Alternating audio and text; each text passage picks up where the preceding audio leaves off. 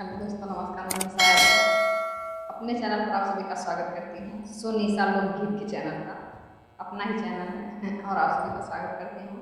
और बहुत ही प्यारा नाच गीत, चुटकुला नाच गीत सुनाने जा रहे हैं। आपको कैसा लगता है जरूर बताइएगा और वीडियो पूरा देखिएगा।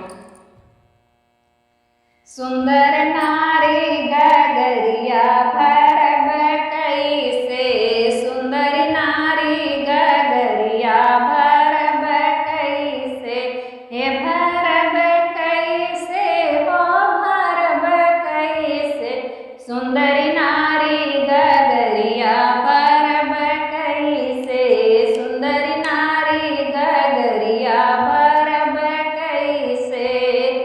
वही रे कुंवनवा पे ससुर जी कडेरा, वही रे कुंवना पे ससुर जी कडेरा, बिना काढ़े घूघुटवा भरब कैसे, बिना काढ़े घूघुटवा भरब कैसे, सुंदर नारी गगरिया भरब कैसे, सुंदरी नारी गगरिया भरब कैसे, हे भरब कैसे, हो भरब कैसे, सुंदरी नारी गगरिया भरब कैसे, सुंदरी नारी गगरिया भरब कैसे।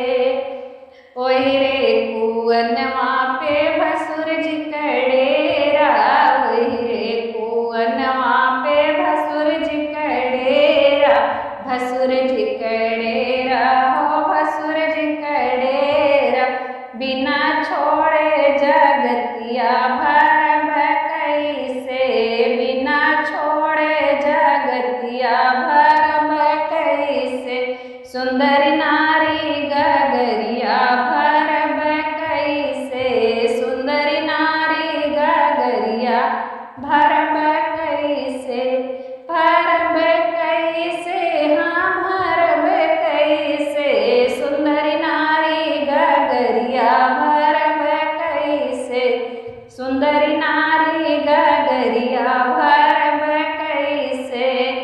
ओहि रे कुंवनवा पे देवर जी कडेरा, ओहि रे कुंवनवा पे देवर जी कडेरा, देवर जी कडेरा, हो देवर जी कडेरा, बिना मारे नजरिया भरब कैसे, बिना मारे नजरिया भरब कैसे, सुंदर नारी गगरिया भरब कैसे, सुंदर नारी गगरिया भरब कैसे, भरब कैसे, हाँ भरब कैसे, सुंदर नारी गगरिया भरब कैसे, सुंदर नारी गगरिया भरब कैसे।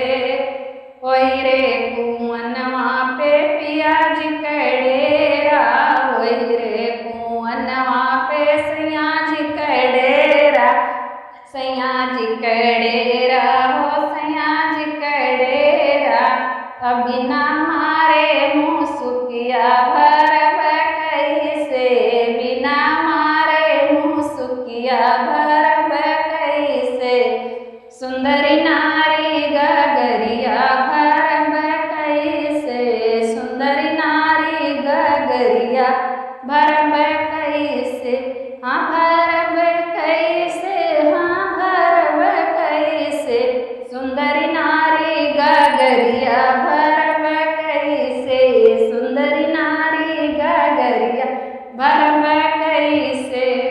ये गीत आपको कैसा लगा मुझे जरूर बताइएगा।